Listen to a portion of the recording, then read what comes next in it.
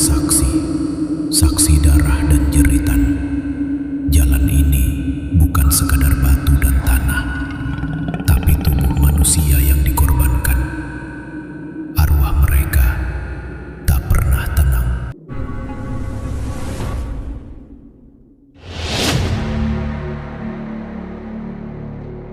Assalamualaikum warahmatullahi wabarakatuh.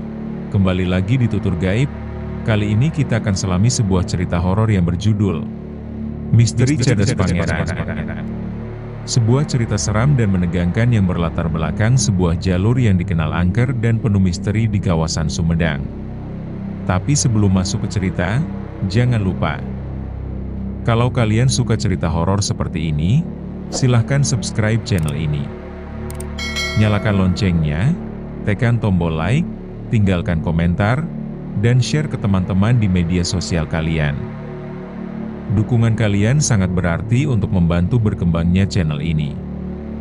Semoga kita semua selalu dalam lindungan Allah Subhanahu wa Ta'ala, diberi kesehatan, dan dilancarkan rezekinya.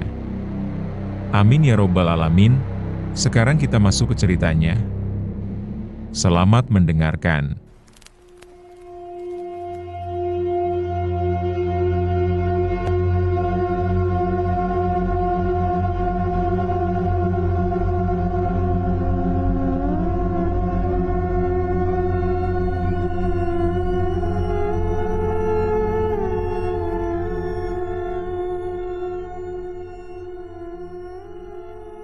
Beberapa hari ini jagat maya tengah dihebohkan oleh sebuah berita viral yang menggemparkan masyarakat Jawa Barat, khususnya kota Sumedang. Kabar mengenai seorang laki-laki yang menghilang secara misterius di Jalan Cadas Pangeran. Laki-laki itu hilang entah kemana, hanya motornya yang ditemukan terparkir di pinggir jalan, dengan kunci yang masih tergantung di motornya. Kabar itu menjadi topik utama di berbagai media sosial, menjadi perbincangan hangat di kalangan netizen, bahkan membuat aparat kepolisian dan warga sekitar kelabakan menelusuri apa yang sebenarnya terjadi. Bukti-bukti chat dan voice note WA sebelum ia hilang tersebar luas ke publik, menimbulkan opini dan asumsi yang beragam. Sebagian besar masyarakat menyangkut pautkan kejadian ini dengan hal-hal gaib. Hal itu dikarenakan kejadiannya terjadi di jalur Cadas Pangeran, tempat yang dikenal sangat angker. Banyak masyarakat yang bersimpati atas kejadian itu. Namun, akhirnya mereka merasa kecewa dan geram, karena fakta sebenarnya akhirnya terungkap. Laki-laki itu bukan hilang, melainkan bersembunyi di suatu tempat, untuk suatu tujuan dengan membuat satu cerita palsu. Orang-orang yang sudah mengetahui kejadian yang sebenarnya hanya bisa mengelus dada. Merasa kesal, geli, tapi juga pengen ketawa. Begitu juga yang dirasakan seorang pemuda yang sejak awal mengikuti perkembangan berita itu. Ia hanya geleng-geleng kepala dan menggerutu sendirian di kamar kontrakan kecilnya. Brengsek si anak ini. Rupanya bukan diumpetin hantu, tapi diumpetin janda. Makinya sambil senyum-senyum sendiri. Lagian hari gini masih percaya sama hal-hal begituan. Gerutunya sambil scroll layarnya. Namanya Asep, pemuda lajang berusia 27 tahun. Ia lahir dan besar di sebuah desa kecil di Kabupaten Majalengka. Sejak remaja, Asep sudah terbiasa bekerja dengan tangan kasarnya, membuat kusen, pintu, jendela, dan berbagai perabot dari kayu. Ia tak melanjutkan pendidikan, tapi memilih merantau ke Bandung untuk bekerja di sebuah pangkalan kusen. Hidupnya sederhana. Pagi ia berangkat ke pangkalan, malam kembali ke kamar kontrakan kecilnya di pinggiran kota. Jarang bersosialisasi, Asep lebih banyak menghabiskan waktunya dengan bekerja, atau sesekali menelpon ibunya di kampung. Ia adalah anak sulung, dan meski sudah mapan dengan pekerjaannya, Asep belum menikah. Namun ada satu kebiasaan yang tak pernah ia tinggalkan, pulang kampung sekali sebulan. Meski hanya sehari dua hari, ia selalu menyempatkan diri menengok ibunya, sekadar membantu memperbaiki pagar bambu di rumah, atau menemani adik-adiknya. Perjalanan Bandung-Majalengka bukan jarak yang dekat. Dan jalan yang biasa ia tempuh selalu sama, melewati jalur Cadas Pangeran di Sumedang. Jalur itu terkenal ekstrim, tikungan tajam, tanjakan curam, dan jurang dalam di sisi jalan. Siapapun yang sering melaluinya tahu, jalur itu bukan sekadar lintasan biasa, tapi menyimpan kisah-kisah misteri yang diceritakan dari mulut ke mulut. Namun bagi Asep, jalur itu sudah seperti sahabat lama.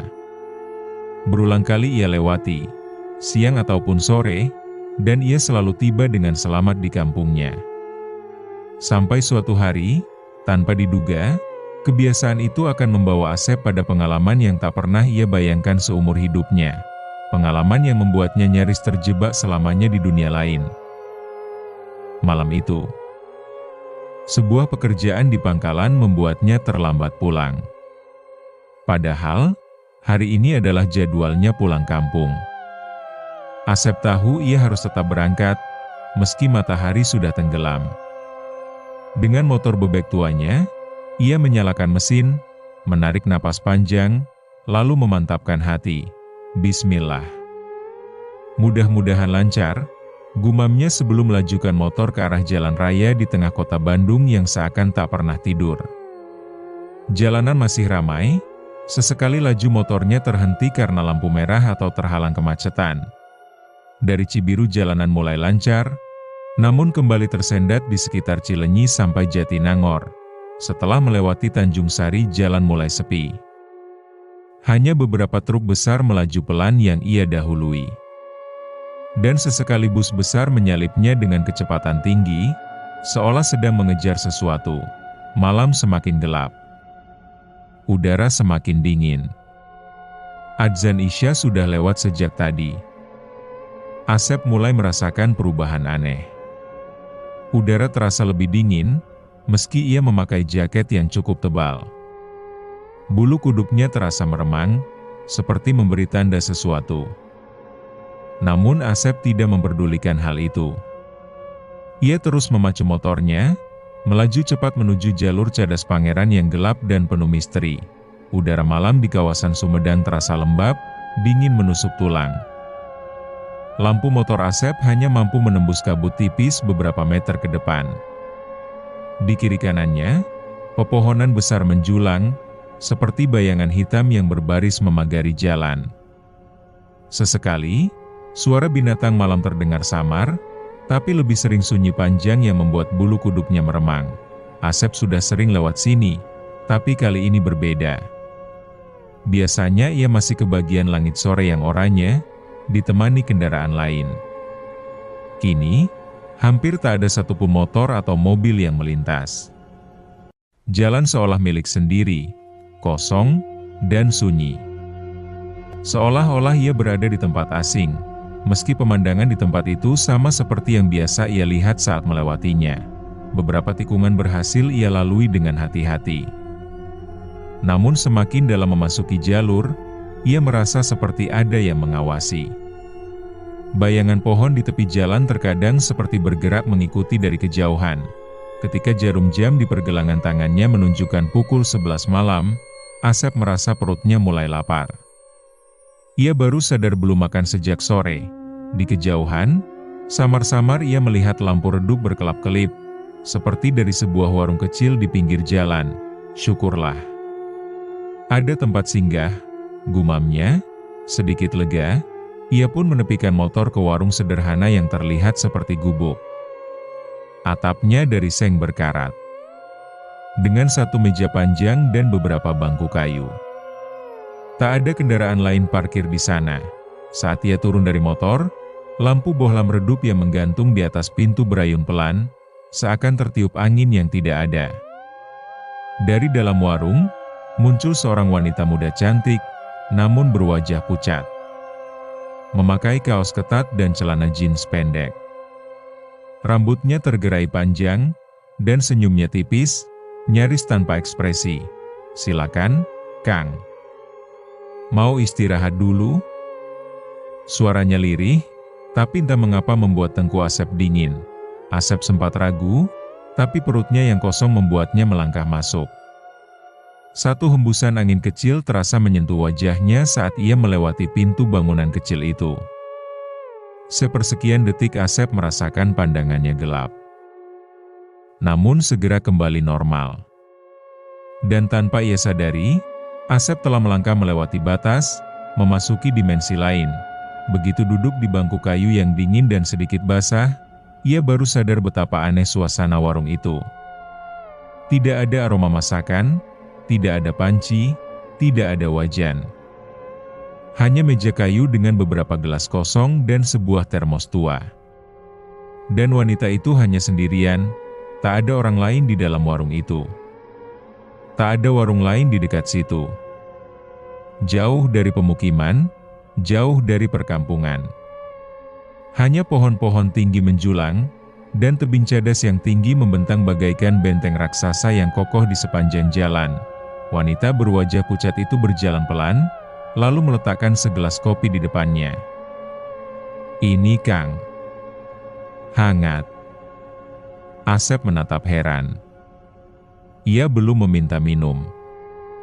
Namun gelas itu sudah penuh dengan cairan hitam pekat, mengepulkan uap tipis. Bau kopi samar tercium, tapi ada sesuatu yang lain, bau tanah basah, bercampur wangi bunga Kamboja. "Ini berapa aneh?" tanyanya, mencoba sopan. Wanita itu hanya tersenyum tipis. Senyum yang semakin lama terasa makin menegangkan. "Minumlah dulu, Kang. Nanti saja soal harga." Asep menelan ludah, tangannya gemetar saat hendak meraih gelas itu. Namun sebelum bibirnya menempel di tepian gelas, ia mendengar suara aneh dari luar warung. Seperti langkah kaki banyak orang berjalan beriringan, berat dan lambat, seolah tanah di luar diinjak oleh puluhan telapak kaki sekaligus. Ia menoleh ke arah jalan, tapi gelap gulita. Tidak ada satupun kendaraan lewat. Hanya kabut yang tampak semakin tebal, menambah suasana makin mencekam. "Banyak orang lewat ya, Neng?" tanyanya cepat. Wanita itu menunduk, lalu perlahan berkata, "Itu mereka yang ikut kerja paksa. Sampai sekarang belum bisa pulang." Asep sontak terdiam. Hawa di warung itu mendadak berubah semakin dingin. Gelas kopi di tangannya terasa beku. Jantungnya berdegup semakin kencang, dan saat ia mengangkat pandangan, wanita berwajah pucat itu tidak lagi berdiri di hadapannya, melainkan tepat di samping telinganya. Dengan suara serak ia berbisik, "Jangan menoleh keluar, Kang. Kalau tidak, mereka akan melihatmu juga." Bisik wanita itu yang terasa dingin di telinga Asep, membuat bulu kuduknya meremang. Tapi rasa penasaran mengalahkan rasa takut. Perlahan, dengan jantung berdentum di dada, ia menggeser pandangan ke arah luar warung. Dan di sanalah ia melihatnya. Dari balik kegelapan dan tebalnya kabut, muncul barisan panjang manusia dengan tubuh kurus kering, wajah pucat, dan pakaian compang-camping. Mereka berjalan lambat, membawa cangkul, linggis, dan karung-karung besar di punggung. Beberapa di antaranya penuh luka, ada yang pincang, bahkan ada yang tidak memiliki wajah, hanya rongga hitam yang menganga. Langkah kaki mereka berat, serentak, seperti iring-iringan kerja paksa dari masa lalu. Asep terpaku. Tubuhnya membeku. Namun tiba-tiba, salah satu dari mereka berhenti, lalu menoleh perlahan ke arah warung. Mata kosong, hitam, menatap tepat ke arahnya. Wanita berwajah pucat di sampingnya mendesis, "Sudah kubilang, jangan menoleh." Arak-arakan itu ikut berhenti. Satu persatu kepala mereka kini menoleh ke arah Asep.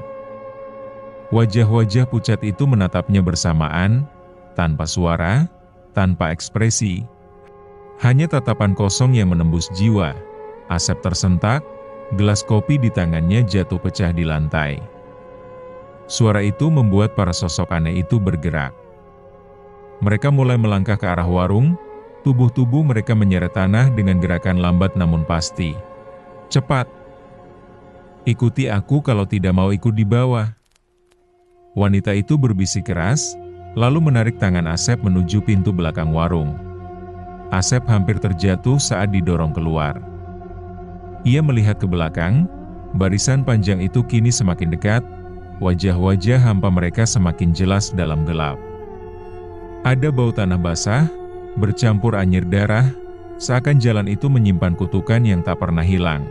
Hawa aneh dan berbeda langsung terasa saat berada di belakang warung. Di sini tidak terasa gelap, tapi temaram seperti saat terang bulan. Tapi tak ada bulan. Dan yang membuat heran, di belakang warung bukannya hutan atau tebing seperti yang ia bayangkan, justru terbentang jalan kecil berlapis tanah merah. Sunyi, asing, dan tidak pernah ia lihat sebelumnya di kawasan Cadas Pangeran. Wanita itu menatap Asep dengan mata berkilat aneh. Sekarang kau sudah melangkah ke jalan mereka. Hati-hati. Jangan sampai kau tidak bisa kembali lagi. Asep menatap jalan tanah merah yang membentang di hadapannya. Langkah kakinya terasa berat, seakan tanah itu menahannya. Udara di sekitar berubah, dingin menusuk, tapi penuh dengan bau anyir dan harum kemenyan bercampur jadi satu. Di kejauhan, terlihat deretan rumah panggung dari kayu tua, berjajar rapi di kiri kanan jalan. Atapnya rendah, dindingnya kusam, namun anehnya, semuanya tampak terlalu senyap. Asep menelan ludah. Apa ini kampung? Gumamnya, wanita itu mengangguk pelan, lalu berbisik, bukan kampung manusia. Asep bergidik, ia terus berjalan mengikuti wanita itu, hampir beriringan. Sayup-sayup terdengar suara gamelan halus, samar-samar, seperti berasal dari dalam rumah-rumah tua itu. Lalu dari balik pintu, satu persatu sosok keluar. Mereka terlihat menyerupai manusia. Namun kulit mereka pucat kehijauan, matanya kosong tanpa bola mata, dan senyuman mereka terlalu lebar hingga menyentuh telinga. Selamat datang. Salah satu sosok menyapa dengan suara berat, seolah keluar dari dalam tanah. Tamu jarang datang ke kampung kami. Asep ingin mundur, tapi tubuhnya kaku. Tatapan puluhan pasang mata itu membuatnya gemetar. Mereka berjalan mendekat, mengelilinginya perlahan. Ada yang membawa obor, ada yang memegang alat pertanian berkarat, ada pula yang hanya berdiri menatap dengan kepala miring seperti boneka rusak. Wanita misterius itu mencengkeram tangan Asep kuat-kuat. Jangan bicara. Jangan jawab. Mereka hanya menguji. Namun salah satu sosok paling besar, yang tubuhnya menjulang dengan kulit penuh luka seperti bekas cambukan, tiba-tiba maju ke depan. Ia mengenakan ikat kepala tua, dan sorot matanya berbeda, lebih tajam, lebih hidup. Orang luar. Suaranya menggema, dalam dan menakutkan. Kau melangkah ke tanah kami. Tak ada yang bisa keluar dengan mudah. Detik itu, seluruh sosok di kampung itu tertawa bersamaan. Tawa mereka bukan seperti manusia, melainkan seperti suara besi beradu dan hembusan angin dari liang kubur. Asep ingin berteriak, tapi suaranya tercekat di tenggorokan. Di tengah kengerian itu, pikirannya tidak menentu. Ia belum mengerti dengan apa yang sebenarnya sedang terjadi. Ini seperti mimpi buruk, tapi saat ia menggigit ujung jarinya, ia terpekik kesakitan. Membuktikan kalau ia tidak sedang bermimpi. Dan saat ia melihat jam tangan, jarum jamnya tidak bergerak sama sekali. Seolah waktu berhenti saat itu, kini ia sadar. Kampung ini terasa begitu nyata, terlalu nyata. Namun di hatinya ia tahu, jika ia salah langkah sedikit saja, mungkin selamanya ia tidak akan pernah bisa kembali ke dunia asalnya.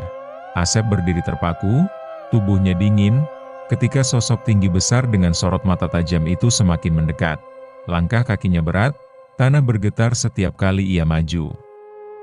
Sosok itu berhenti tepat di depan Asep. Lalu menundukkan wajahnya yang penuh bekas luka cambuk, menatap lurus ke matanya. Nama kami tak boleh disebut manusia. Gumamnya lirih, suaranya bergema seperti keluar dari gua dalam. Tapi mereka memanggilku Ki Jagat. Aku penguasa kampung ini.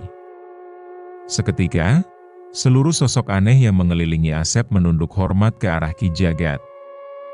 Hening sesaat. Hanya suara angin dingin yang berdesis di telinga. Asep ingin melangkah mundur, tapi tanah di bawah kakinya seolah menahannya, membuat betisnya kaku seperti dipaku. Ki Jagat mengangkat tangannya. Telapak lebar penuh urat menonjol, lalu menunjuk Asep. Orang luar yang berani melintasi batas, katanya berat. Kau bukan yang pertama. Dan banyak yang tak pernah kembali. Asep menelan ludah.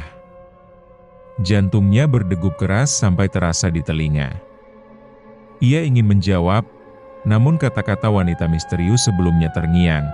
Jangan bicara. Jangan jawab. Ki Jagat mendekatkan wajahnya. Bau busuk, seperti bangkai basah bercampur darah menyergap hidung Asep. Apa kau tahu?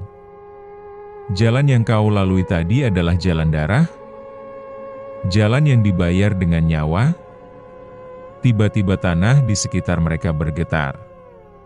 Dari celah tanah muncul tangan-tangan hitam, kurus, dengan kuku panjang, meronta seperti mencoba keluar dari liang kubur. Suara jeritan samar terdengar, bercampur dengan dentuman gamelan yang semakin cepat. Asep gemetar. Matanya membesar. Astagfirullah. Gumamnya lirih tanpa sadar. Ki Jagat langsung menatap tajam. Wajahnya berubah bengis. Dan seketika angin kencang menerpa, membuat rambut Asep berkibar. Berani kau mengucap nama asing di tanah kami? Suaranya bergemuruh, sosok-sosok aneh di sekitar mereka mulai tertawa lagi. Kali ini lebih keras, seperti raungan ribuan mulut yang tak terlihat. Wanita misterius yang masih menggenggam tangan Asep menariknya pelan ke belakang. Lalu berbisik di telinganya dengan suara gemetar. Kau sudah menarik perhatiannya. Jaga ucapanmu. Jika kau tak hati-hati, kau akan dijadikan bagian dari mereka. Asep menoleh. Matanya membelalak ketika melihat di antara kerumunan sosok aneh itu, ada beberapa wajah yang tidak asing baginya. Seperti manusia biasa. Orang-orang yang pernah ia dengar hilang di jalur Cadas Pangeran. Wajah mereka pucat, senyumnya kosong tanpa ekspresi, dan mata mereka hampa. Seolah telah menjadi bagian dari kampung gaib ini. Asep tercekat, tubuhnya membeku. Namun sebelum ia bisa berbuat apa-apa, tiba-tiba suasana di sekelilingnya berubah. Kabut hitam yang pekat berputar bagai pusaran tornado. Dan dari dalamnya muncul pemandangan lain. Ia merasa seperti dilempar ke masa yang jauh berbeda. Kini di hadapannya terbentang hutan lebat yang sedang dibelah. Pohon-pohon besar rebah. Tanah digali, dan suara teriakan manusia bercampur dengan derap kaki kuda. Asep melihat jelas, ratusan pekerja pribumi dengan tubuh kurus dan mata sayu dipaksa mengangkat batu-batu besar. Cambuk tentara Belanda bercetar mendarat di punggung mereka, memaksa mereka bekerja tanpa henti. Jeritan kesakitan bergema di udara. Darah bercampur keringat, menetes ke tanah. Asep gemetar, menyadari ia sedang menyaksikan pembuatan jalan Cadas Pangeran pada masa kolonial. Di antara kerumunan, ia melihat sosok Ki Jagat berdiri tegak, namun wajahnya lebih muda. Sorot matanya penuh amarah, tangannya terkepal, seakan menyerap dendam dari penderitaan orang-orang itu. Aku adalah saksi. Suara Ki Jagat bergema lagi. Kini dari belakang Asep. Saksi darah dan jeritan. Jalan ini bukan sekadar batu dan tanah. tapi tubuh manusia yang dikorbankan. Arwah mereka tak pernah tenang. Tiba-tiba Asep mendengar suara lirih memanggil namanya. Ia menoleh cepat. Di antara para pekerja yang kelelahan, ada sosok lelaki muda yang menatapnya dengan mata kosong, bibirnya berdarah. Asep, keluarkan kami. Asep terperanjat. Bagaimana mungkin orang itu tahu namanya? Suara lain menyusul, kali ini dari seorang wanita yang sedang menyeret batu besar sambil menangis. Jangan biarkan kami terkubur di jalan ini. Lalu, satu persatu, para pekerja itu menoleh ke arah Asep, wajah mereka pucat, mata mereka memerah, mulutnya bergerak serempak. Kau harus mengeluarkan kami. Kau harus membebaskan kami. Tanah bergetar hebat. Dari celah bebatuan, muncul tangan-tangan pucat berlumur tanah yang menggapai-gapai meraih ke arah Asep. Diikuti kepala-kepala yang muncul dengan bentuk mengerikan. Ada yang gepeng seperti habis tertimpa batu, ada yang biji matanya keluar, ada pula yang kepalanya hanya tersisa separuh. Wajah dan rambut mereka penuh dengan tanah dan darah yang hampir mengering. Makhluk-makhluk mengerikan itu terus merayap menyeret tubuhnya dengan tangannya mendekati Asep. Ia mundur, jantungnya berdegup kencang. Tapi tanah di belakangnya tiba-tiba runtuh, memperlihatkan jurang gelap tak berdasar. Suara runtuhan terdengar bergemuruh berbaur dengan gema suara jeritan yang bersahutan dari dasar jurang. Wanita misterius yang sejak tadi bersamanya kembali berbisik dengan panik, "Jangan biarkan mereka menyentuhmu. Jika satu saja menyentuh tubuhmu, kau akan ikut terkubur bersama mereka." Asep berkeringat dingin, napasnya tersengal. Di depannya, ratusan wajah penderita itu kini semakin dekat merayap ke arahnya. Mulut mereka terus-menerus mengeluarkan suara desisan, dan melelehkan cairan hitam menjijikan. Tangan-tangan mereka terulur panjang, siap menyeretnya masuk ke dalam tanah berlumur darah. Asep terhuyung ke belakang, hampir jatuh ke jurang gelap yang menganga. Jantungnya seperti ingin pecah, tubuhnya gemetar hebat. Ratusan wajah pucat itu terus mendekat, mata mereka merah menyala, mulut menganga seakan ingin menelannya bulat-bulat. "Lari!" Suara wanita misterius itu bergaung di telinganya, namun Asep tidak melihat ada jalan keluar. Di kiri jurang, di kanan dinding batu cadas yang tinggi, dan di depannya gerombolan arwah yang makin dekat. Tiba-tiba, dari sela kabut pekat, muncul sosok bayangan tinggi besar. Sorot matanya tajam bagai api, dan tubuhnya dipenuhi luka-luka lama. Dialah Ki Jagat. Dengan tongkat kayu hitam di tangannya, ia menancapkannya ke tanah. Seketika tanah bergetar. Arwah-arwah pekerja itu menjerit kesakitan, seakan terbakar oleh sesuatu yang tak terlihat. Namun jeritan itu justru membuat suasana semakin mencekam. Bau anyir darah menguar, dan angin berhembus dingin menusuk tulang. Asep memegangi telinganya, tapi suara jeritan itu menembus kepalanya, membuat penglihatannya berkunang-kunang. "Jika kau ingin keluar, ikuti cahaya itu," bisik wanita tadi, menunjuk jauh ke tengah kabut. Di sana samar-samar terlihat cahaya kekuningan, seperti lampu petromax di tengah kegelapan. Asep berlari sekuat tenaga, namun setiap langkah terasa berat, seolah tanah mencoba menahannya. Dari balik kabut, tangan-tangan arwah kembali muncul, menyambar kakinya. Ia hampir terjatuh ketika sesuatu dingin menyentuh pergelangan kakinya. Saat ia menoleh, ia melihat tangan pucat itu telah menembus kulitnya, meninggalkan bekas hitam membusuk. "Tidak!" jeritnya, berusaha melepaskan diri. Wanita misterius itu menghampiri, wajahnya kini pucat dan matanya berkaca-kaca. "Jika mereka berhasil menarikmu sepenuhnya, kau akan hilang dari dunia manusia selamanya. Cepat! Jangan berhenti!" Asep nyaris putus asa. Namun di saat-saat genting itu, ia teringat pada ibunya. Tanpa sadar mulutnya berbisik memanggil nama ibunya. Ajaib. Seperti mendapat kekuatan baru. Semangatnya bangkit kembali. Dengan sisa tenaga, Asep menendang keras tanah di sekitarnya, dan berhasil melepaskan diri dari cengkeraman itu. Ia terus berlari menuju cahaya. Sementara di belakangnya suara arwah-arwah itu makin menggema. Kau milik kami. Kau harus menggantikan kami. Tapi semakin dekat dengan cahaya, kabut semakin tebal, dan sosok wanita misterius yang menuntunnya perlahan memudar. Wujudnya berubah membentuk asap tipis, yang makin lama semakin menebal. Dan saat asap itu menghilang kembali, wanita misterius itu sudah benar-benar tidak ada. Namun, di tempat yang sama, kini tampak seekor ular besar berwarna kuning melingkar dengan kepala terangkat. Suara wanita itu terdengar lagi. Suaranya terdengar semakin jauh.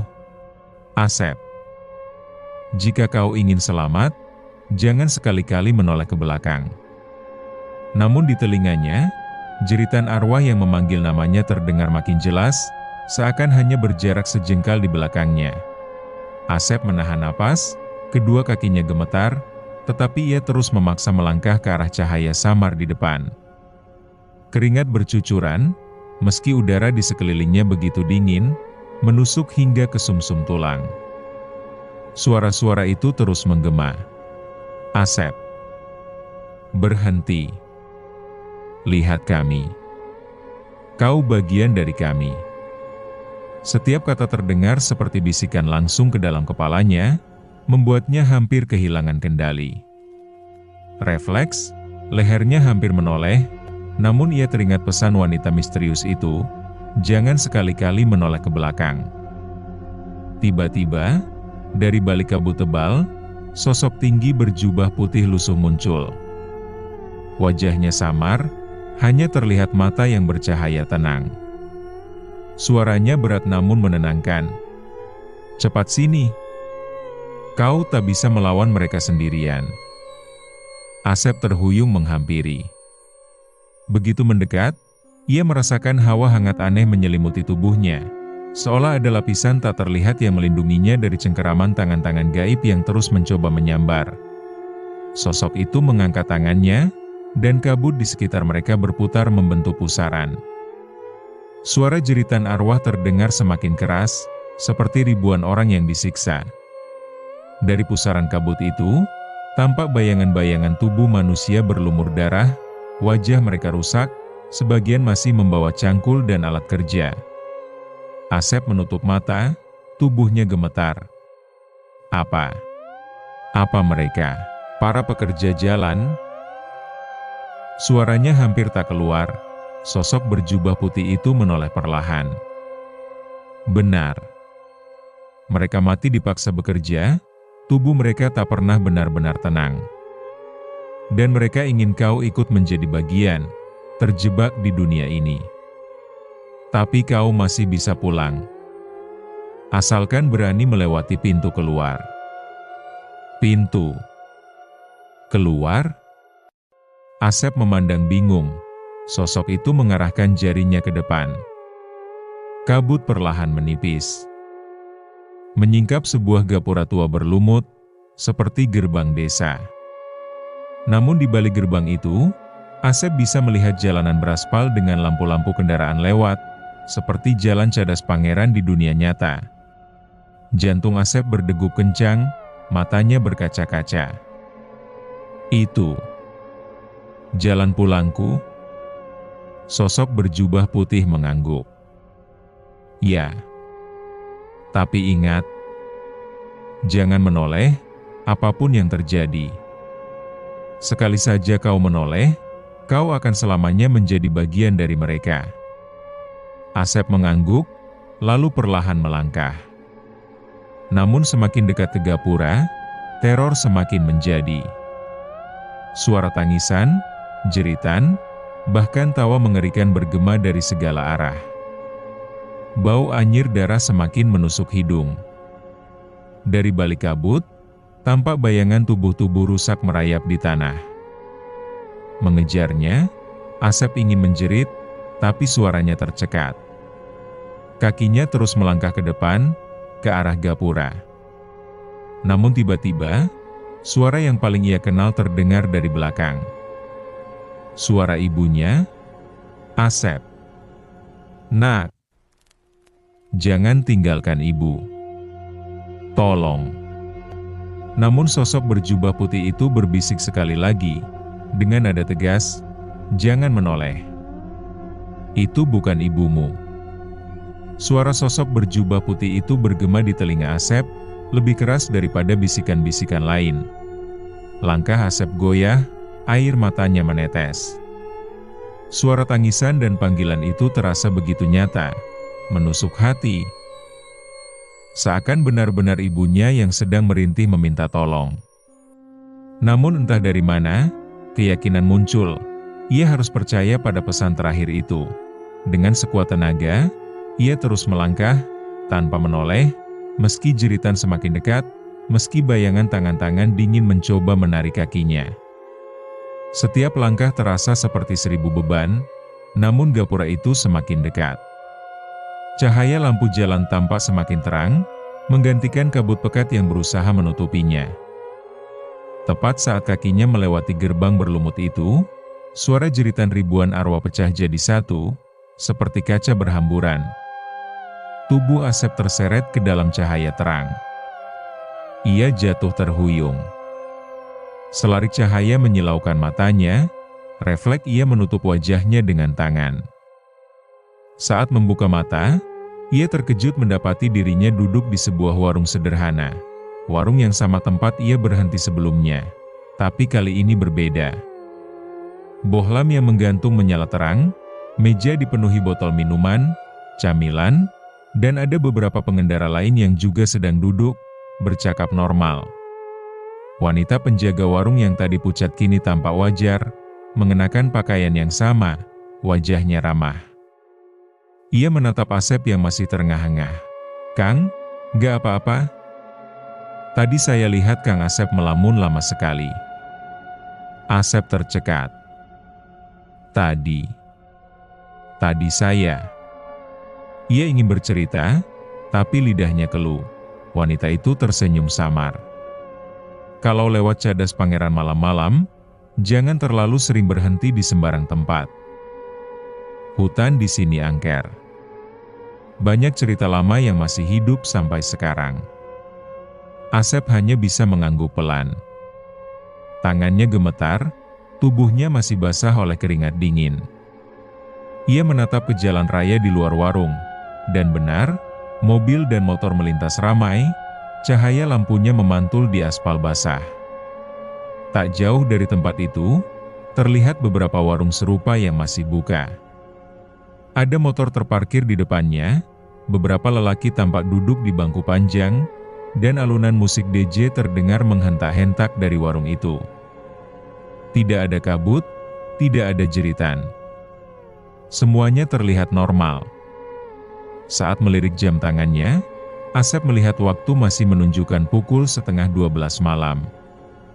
Hanya beberapa menit bergeser dari saat pertama ia duduk di warung itu, padahal ia merasa waktu perjalanannya di kampung gaib tadi cukup lama. Setelah menenangkan diri sebentar, ia kembali menyalakan motornya dan melanjutkan perjalanan pulang. Angin malam menyapu wajahnya, tapi kali ini ia tak berani lagi menoleh ke belakang. Namun ada satu hal yang luput dari perhatian Asep. Noda tanah merah. Tampak menempel beberapa titik di sepatu dan celananya. Masih basah. Sampai di kampung, ia bersujud syukur di depan rumah. Ia sadar, malam itu ia hampir selamanya hilang. Terjebak di kampung gaib yang tak pernah dikenal manusia. Dan sejak saat itu, setiap kali melintas cadas pangeran, Asep selalu berbisik doa dalam hati, agar tak lagi dipanggil oleh mereka yang masih bergentayangan di antara dunia nyata dan dunia lain. Namun, entah kebetulan atau tidak, di telinganya kadang masih terngiang samar suara lirih. "Asep, Jangan tinggalkan kami. Terima kasih sudah mendengarkan kisah ini sampai akhir. Jika kalian suka cerita ini, silahkan klik tombol like. Bagian mana dari cerita ini yang bikin kamu merinding? Silahkan tulis di kolom komentar. Jangan lupa subscribe dan nyalakan loncengnya supaya tidak ketinggalan cerita terbaru lainnya. Sampai jumpa di episode berikutnya. Wassalamualaikum warahmatullahi wabarakatuh.